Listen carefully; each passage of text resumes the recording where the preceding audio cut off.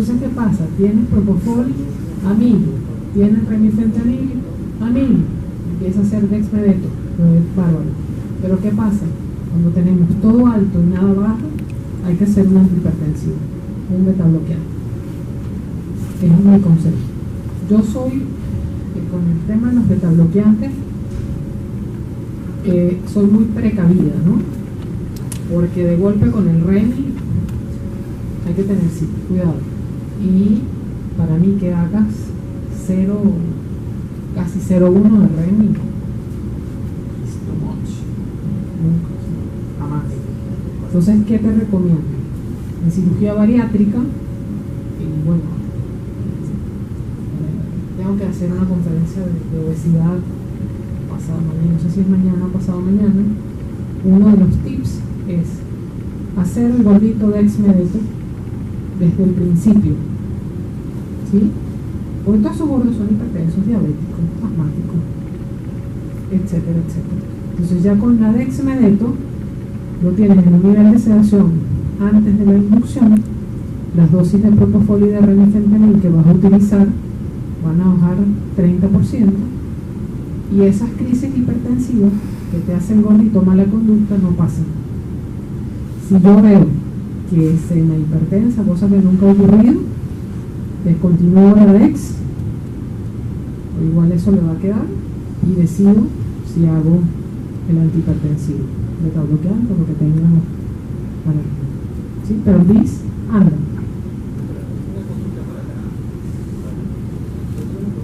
Estamos haciendo una cirugía bariátrica con un modelo TCI. ¿Qué peso logramos en la boca? Ya, o sea, si es un paciente obeso mórbido. No es obeso mórbido. Obesidad tipo 2. Oh, bueno, ya. No es obeso mórbido. Ya, se utiliza un paciente obeso, un peso macro en un modelo TCI, y obviamente el modelo TCI que es el mismo. Se le saca la masa magra, entonces estaría subestimando mucho. Limpio. Claro. No, para gordos no hacemos. Exactamente. Remifentanil es manual. Exactamente. No hacemos nada. Para obesos, de sugerencia modelo manual. Ahí sí trabajo con el que gusta, pero que también es bien controversial. Esa otra tarea de los gorditos que hay que aprender.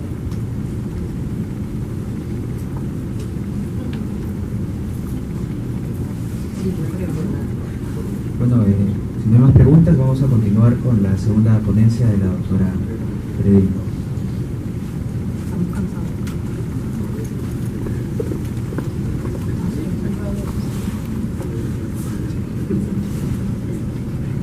¿Tienes fuerzas para continuar un ratito más? ¿Seguimos y paramos? Bueno, me hicieron dar las dos conferencias para ustedes. Así que bueno, aguantemos este ratito. Monitoreo cerebral, ¿es útil? ¿Quién dice que sí? Levantemos la mano. Muy bien, 20 puntos. Pero a veces, como digo yo, hay preguntas que parecen obvias porque no sabemos la respuesta. Pero hay respuestas o hay preguntas que pueden ser bien complicadas, y en este caso, si el monitoreo es útil, hay tres alternativas: sí, no o quizás. Ese quizás me cae muy mal, porque me deja en un término medio que no me sirve. Si yo en este momento les digo que sí es útil, señores, nos salimos a comer y se acabó toda la conversación. Nos vemos pronto, espero, cuando vuelva a Perú. No les voy a decir que sí ya, les voy a mostrar evidencia. Hablemos de mi experiencia, un poco de lo que he vivido, siempre tomando en cuenta al paciente. ¿Ok? Yo creo que es lo más importante para nosotros. ¿Por qué? Me encargué de buscar particularmente la incidencia de despertar intraoperatorio en anestesia total intravenosa. Particularmente, ¿sí? La incidencia de awareness creo que se la saben todos. De 0,1 a 0,2 en general, ese es el número que sale en toda la literatura. Pero en total intravenosa, ¿cuántos pacientes se despiertan? Y salí espantado. Cuando vi estos números, dije, bueno, desde el año 93 hasta el 2011. Total de pacientes estudiados o incluidos en los estudios, incidencia. Acá me quería morir, yo dije 1.2, son altísimos, altísimos. Dije, bueno, ¿qué estaremos haciendo mal en total intravenoso? La publicación más reciente fue este trabajo que se hizo en el Reino Unido, creo que todos los deben conocer, es el NAP5. Ellos estudiaron por un año una población y encontraron 300 casos certeros o posibles de awareness, ¿sí? De los cuales el 47% de 300 realmente presentaron despertar intraoperatorio. Yo dije, bueno, es alto esto. Cuando se ponen a ver qué agentes anestésicos estaban relacionados con el despertar de esos pacientes, encuentran a mi querido amigo el propofol y a los tan temidos bloqueantes neuromusculares asociados. Y hasta ahora siempre tenemos en el cerebro, no podemos bloquear. ¿Por qué no podemos usar un bloqueante? ¿Por qué? Porque lo altera, sí, pero ¿por qué el anestesiólogo es tan temeroso con el bloqueante neuromuscular? Porque se ha asociado automáticamente a que si yo lo bloqueo y el paciente no se puede mover y se despierta, yo no voy a poder saber que está despierto porque no se puede mover, ¿cierto? Es lo que nos dicen siempre. Pero bueno,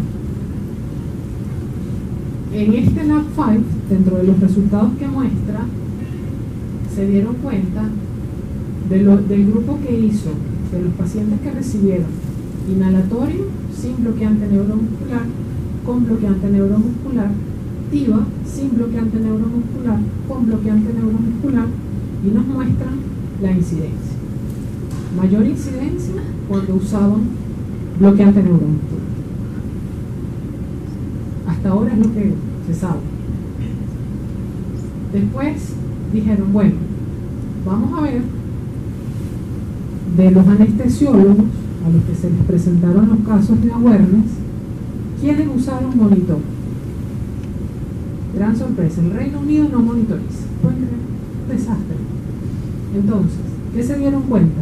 El grupo de pacientes en los cuales el anestesiólogo dio volátil o inhalado sin bloqueante, decían, no, ¿para qué voy a monitorizar? Porque el total no relaja. El grupo de anestesiólogos que hizo, esto es peor todavía, que hizo TIVA, con bloqueantes nada más 2 decidieron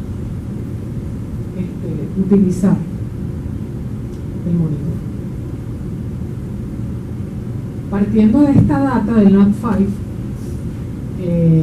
recientemente salió publicado este libro, por ahí se lo puedo mandar a Lucy para que se los haga llegar, está en PDF, es excelente, es la literatura más reciente publicada por los profesores europeos y latinoamericanos de total intravenosa y TCI.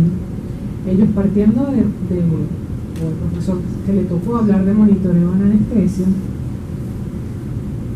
en base al NAP5 dice, bueno, resulta que es cierto, cuando damos anestesia general, nosotros podemos monitorizar con el analizador de gases, pero cuando damos TIVA, no tenemos cómo monitorizar nada, eso no sabemos, estamos como perdidos. Adicionalmente, él dice, y si sumado a la total intravenosa le haces a ese paciente bloqueante neuromuscular, él recomienda que quizá el monitoreo sea útil. Aquí aparece el quizá que me cae mal. Cuando yo leo esto, que además es una literatura que está en inglés, se puede prestar a mala interpretación, porque yo digo, o sea, tú me estás diciendo que si el paciente se mueve es porque está despierto. ¿Ustedes creen eso? Yo les muestro este video que habla por sí solo. Una paciente 20 años para un doble J,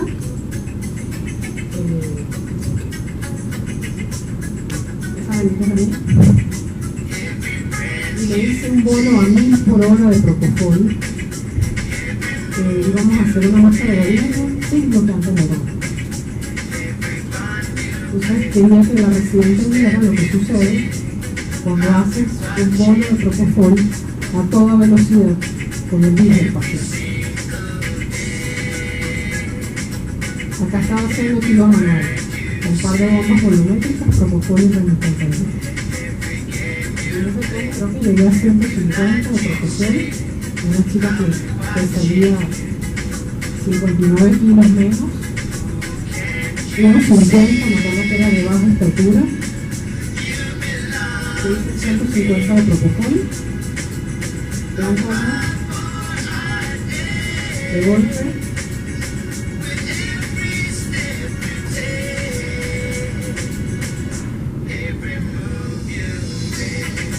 lo mejor es la música, ¿cierto?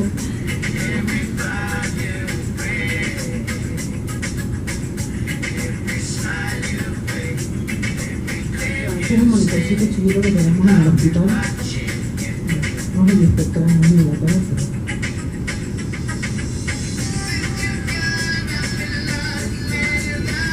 17 días. Con el golazo. Entonces la residente está ventilando a la paciente y le pregunta, ¿ya? Y le digo, ya la comí. Ya está bien. Y me dirá, ¿puedes poner la máscara? Entonces ella se refleja, me acuerdo. Y me dice, sí, doctora, ya podemos.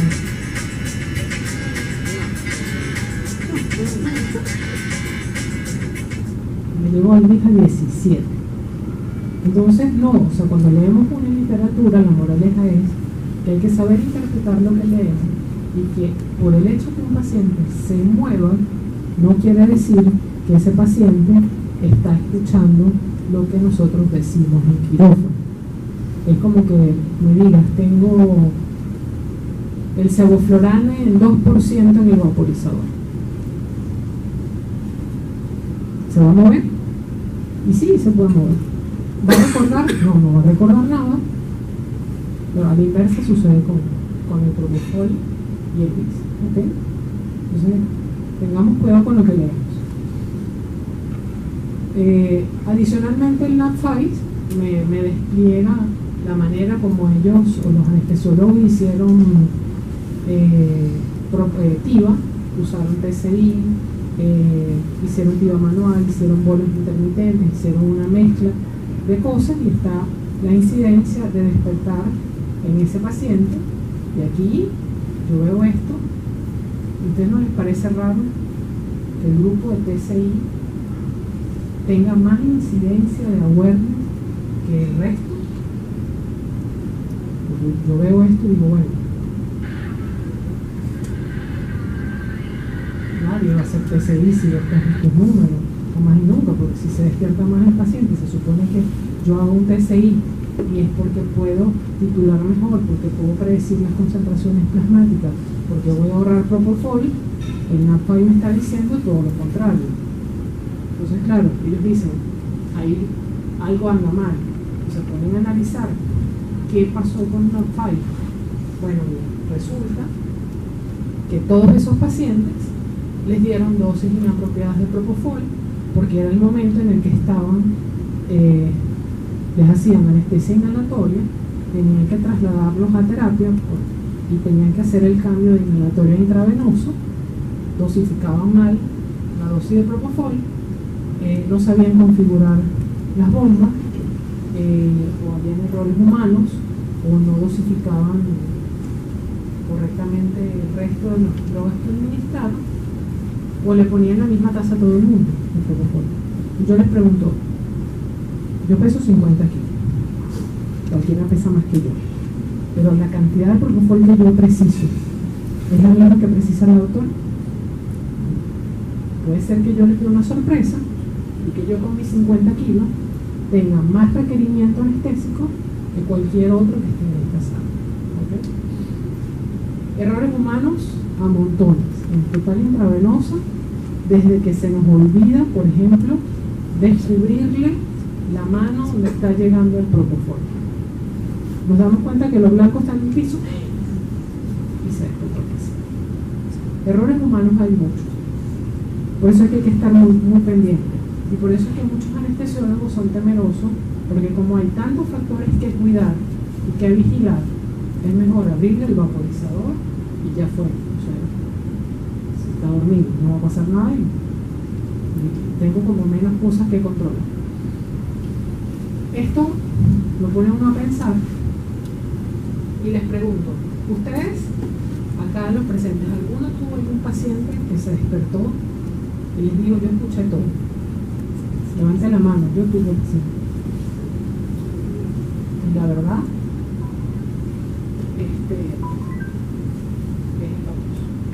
nosotros hicimos esa pregunta en Cartagena, en el Congreso Mundial de TIVA en Cartagena, y hubo alguien que yo creo que se equivocó pisando el botón y dijo que siempre tenía pacientes con recuadros intraoperatorios y que esto es error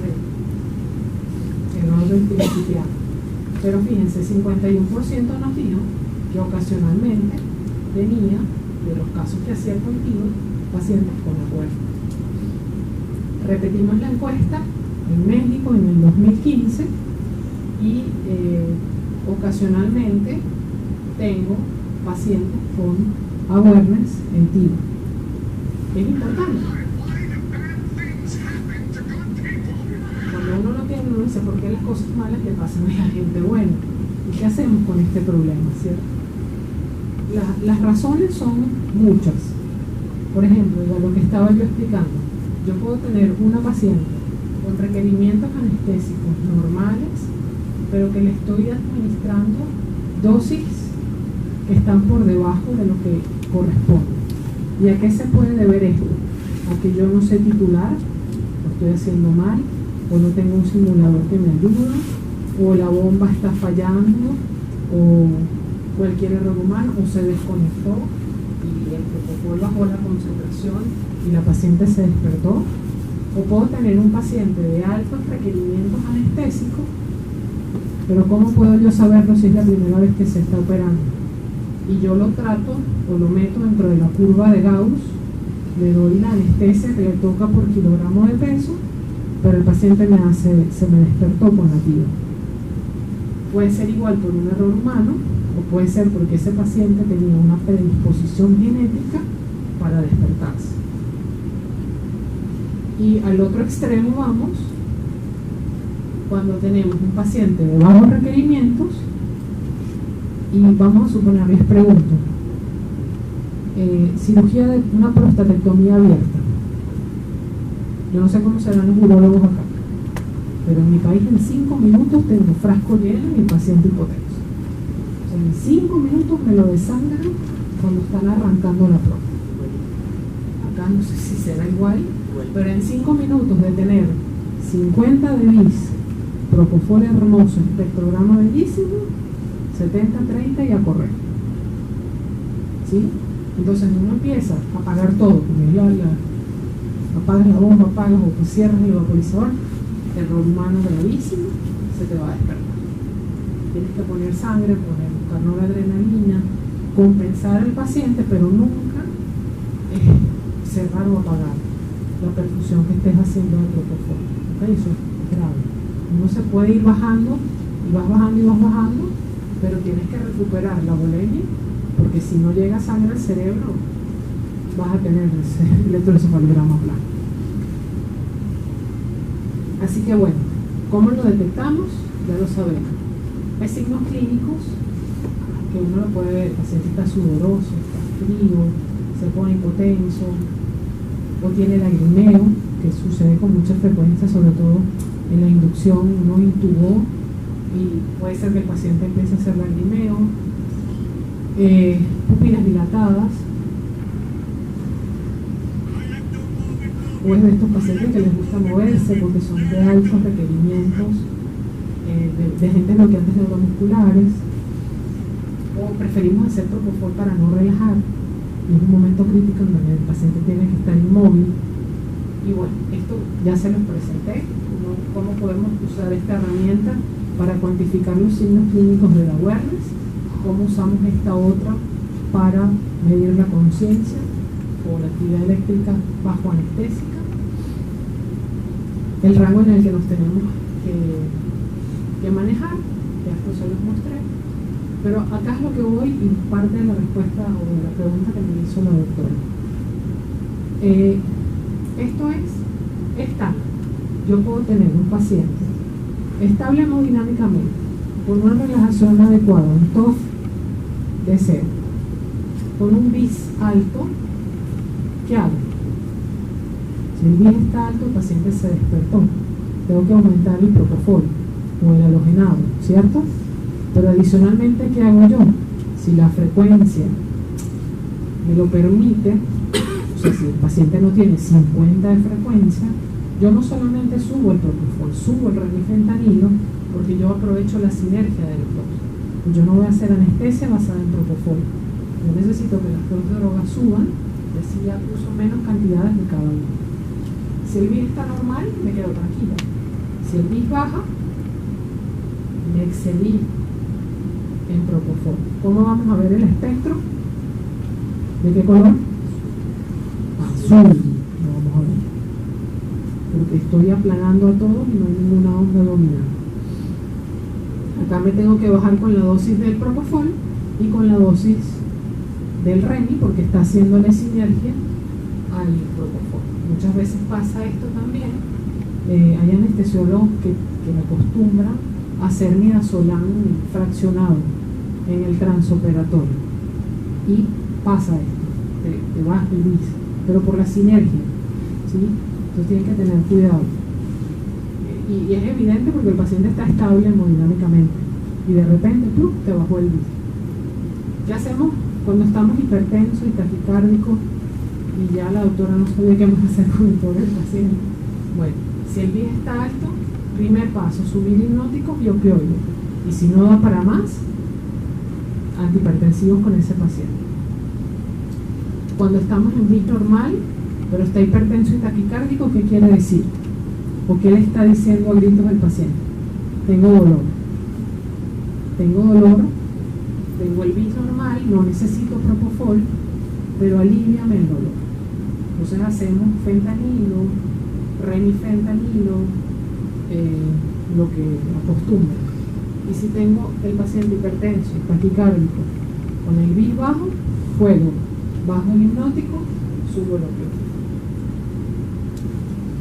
El inestable es el más difícil, porque nos deja un rango estrecho para manejarlo. Cuando está inestable y el BIS sube, es un caos, porque te está escuchando y te está. Muy seguramente yo apagué todo porque se me hipotensó de repente. Entonces tienen que hacer vasoactivos, tienen que dar hemoderivados y rescatar a ese paciente. Cuando está normal, igual tienen que rescatarlo porque en unos minutos las concentraciones plasmáticas del paciente hipovolémico te van a llegar a valores que te van a tumbar todo el hemoderivo, más de lo que ya está. Cuando el BIS está bajo, bájense de concentraciones sin apagar los equipos y rescaten al paciente hemodinámicamente. ¿Cómo prevenimos el awareness?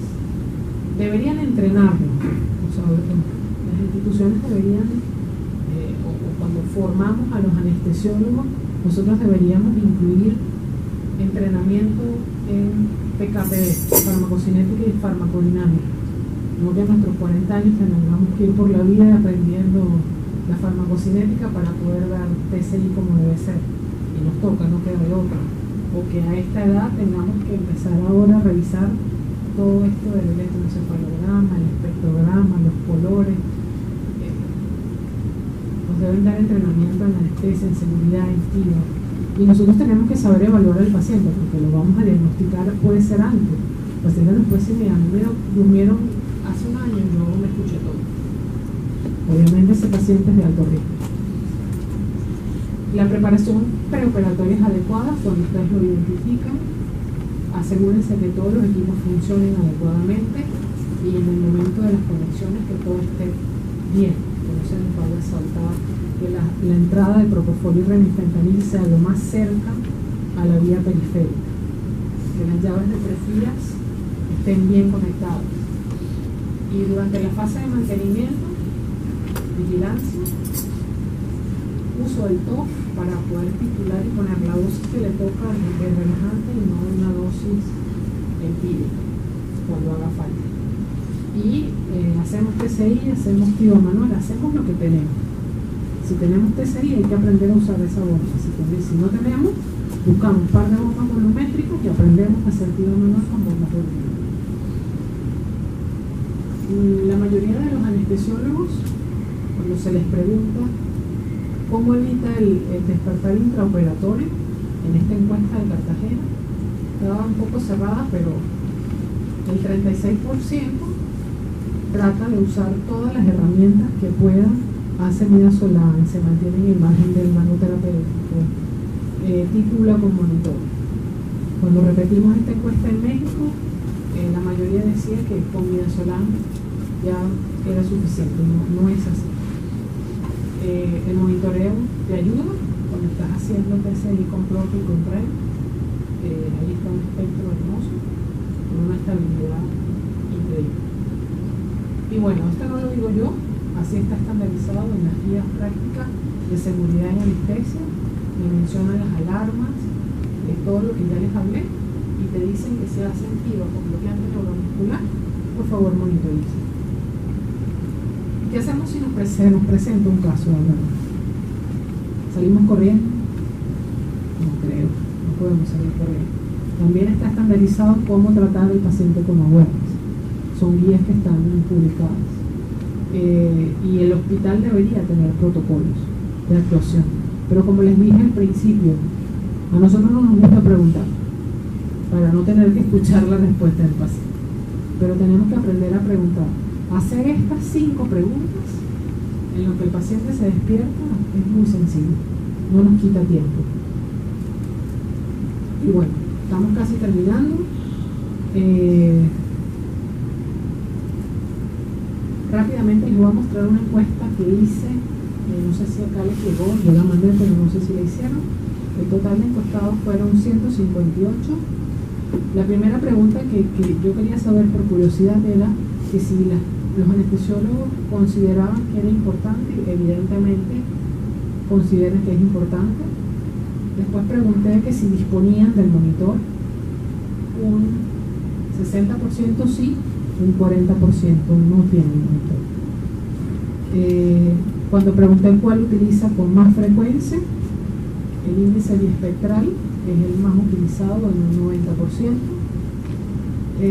Cuando pregunté en qué pacientes lo utiliza, muchos me decían en todo, bueno, muchos no, menos del 30% estaban todos casi, pero todos, o depende del paciente, o solo si la técnica es total intravenosa, es que yo lo uso. Y una de las respuestas, un comentario que me mandó un anestesiólogo me decía, doctora, esto aquí ya no se trata de si es caro o no es caro, o es un tema de seguridad y hay que usarlo, así de simple, y es cierto. Y de hecho les preguntaba, ¿consideran que aumenta la seguridad? ¿Ustedes qué opinan? ¿Incrementa o no incrementa la seguridad en el paciente? Y sí. Y finalmente, ¿se incrementaban los costos? Está ahí, 50-50. Pero bueno, muchísimas gracias por aguantar.